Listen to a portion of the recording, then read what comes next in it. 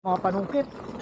Hello mga ka-e-rides, ngayong araw nga pala ay pupunta tayong Blue Lagoon kasama ang ating mga ka-e-rides na mahilig mag-trail at syempre kasama na tayo doon. Kakalis lang pala namin ng Mount Oro mga ka-e-rides at ito yung una nating trail. Ito po yung daanan papuntang Blue Lagoon, kaya medyo easy peasy pa lang yung daanan dito.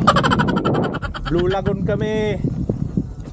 Kami yung una makakapunta dito. Na naka-electric unicycle. Matay.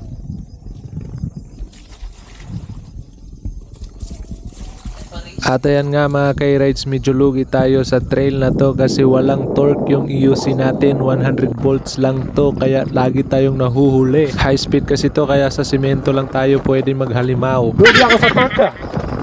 Torque. I need torque. Wala pa torque.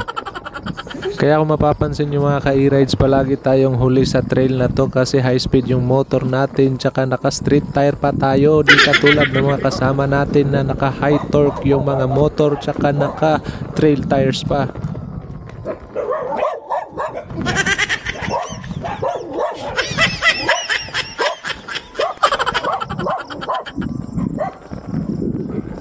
Habol-habol ka pa sa akin? Tangina mo.